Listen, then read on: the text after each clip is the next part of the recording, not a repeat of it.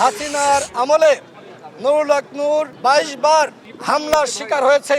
তার পুরো দেহটা ক্ষত বিক্ষত।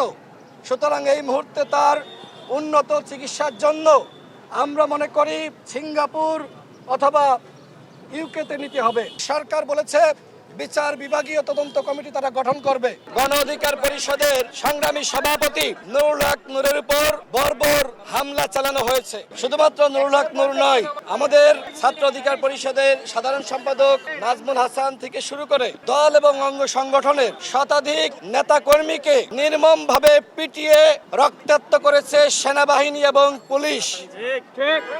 আমাদের কার্যালয়ের মধ্যে প্রবেশ করে নেতা কর্মীদেরকে রক্তাক্ত করা হয়েছে। গতকাল আপনারা খেয়াল করে থাকবেন এবং অনেক মিডিয়াতে এসেছে কিভাবে গণ অধিকার পরিষদের কার্যালয় ভাঙচুর করেছে সেনাবাহিনী। আমাদের যে সকল নেতা কর্মীরা বাথরুমের মধ্যে অনেকে ভয়ে আতঙ্কে আশ্রয় নিয়েছিল, সেই বাথরুমের দরজা ভেঙে ভেঙে তাদেরকে বের করে রক্তাক্ত করেছে সেনাবাহিনী। যে প্রতিষ্ঠান আমাদের গর্বের প্রতিষ্ঠান, গণ অভ্যুত্থানে যে প্রতিষ্ঠানের ভূমিকা আছে, সেই প্রতিষ্ঠানের কতিপয় ব্যক্তিকে রক্ষা করার জন্য আজকে পুরো বাহিনীকে কলুষিত করা হচ্ছে।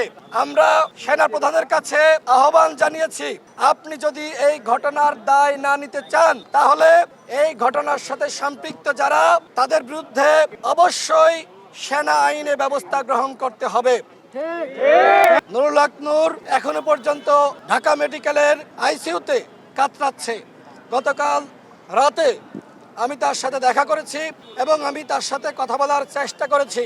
অনেক মিডিয়াতে যে খবর আসছে যে পুলিশ নুরুল হক নূরকে আঘাত করেছে, কিন্তু এই খবরটি সঠিক নয়। মূলত সেনাবাহিনীর কতিপয় সদস্য নুরুল হক নূরকে চিনতে পারার পরেও একের পর এক তার উপরে আঘাত করেছে। অর্থাৎ এই যে জুলাই গণ অভ্যুত্থানে নুরুল হক নূর ঘোষণা দিয়েছিল হাসিনার 90% পতন হয়ে গেছে, 10% বাকি আছে। এই জুলাই গণ অভ্যুত্থানে আমাদের দলের নেতাকর্মীরা যে ত্যাগ স্বীকার করেছে, এই ত্যাগের প্রতিশোধ এইভাবে নেওয়া হয়েছে। সব মশার বিরুদ্ধে সুরক্ষা দিতে এলো বসুন্ধরা এক্সট্রিম অ্যারোসল, মশার বিরুদ্ধে এক্সট্রিম সুরক্ষা। সুতরাং এই দেশপ্রেমিক এবং স্বাধীনতা সার্বভৌমত্বের প্রতীক সেনাবাহিনী নামক প্রতিষ্ঠানে তারা চাকরি করতে পারে না। তাদেরকে অবশ্যই গ্রেপ্তার করতে হবে এবং উপযুক্ত শাস্তি নিশ্চিত করতে হবে। নুরুল হক নূর এখনো পর্যন্ত কাতরাচ্ছে। আমরা সন্দেহ করছি বাংলাদেশে তার যে ধরনের চিকিৎসা দরকার সেটা সম্ভবপর নয়, যেহেতু হাসিনার আমলে নুরুল হক নূর 22 বার হামলার শিকার হয়েছে। তার পুরো দেহটা ক্ষত বিক্ষত। সুতরাং এই মুহূর্তে তার উন্নত চিকিৎসার জন্য আমরা মনে করি সিঙ্গাপুর অথবা ইউকেতে নিতে হবে। এবং গতকাল সরকারের পক্ষ থেকে ঘোষণা দেওয়া হয়েছে নুরুল হক নূরকে উন্নত চিকিৎসার জন্য দেশের বাইরে নেওয়া হবে। আজকেও রাষ্ট্রপতি তিনি নুরুল হক নূরকে কল করে বলেছেন আপনাকে উন্নত চিকিৎসার জন্য দেশের বাইরে নেওয়া হবে।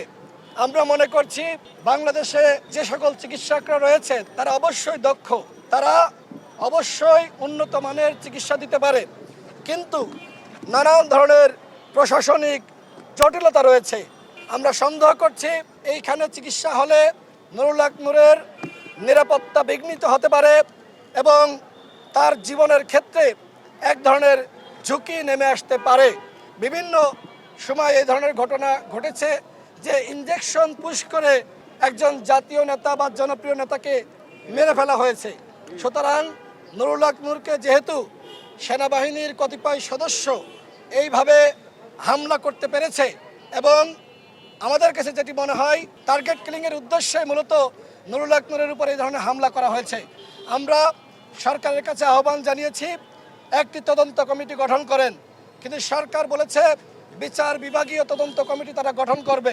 আসলেই তারা সেটি করবে কিনা সেটি নিয়ে আমাদের কাছে সন্দেহ রয়েছে। দেখেন যে আমরা 2018 সালের কোটা সংস্কার আন্দোলনের নেতৃত্ব দিয়েছি এবং এই জুলাই গণ অভ্যুত্থানে আমাদের ভূমিকা আপনারা সকলে জানেন। আজকে সরকার 3টি দলকে নিয়ে বৈঠক আহ্বান করেছে। এইটা আমাদের সাথে বৈষম্য।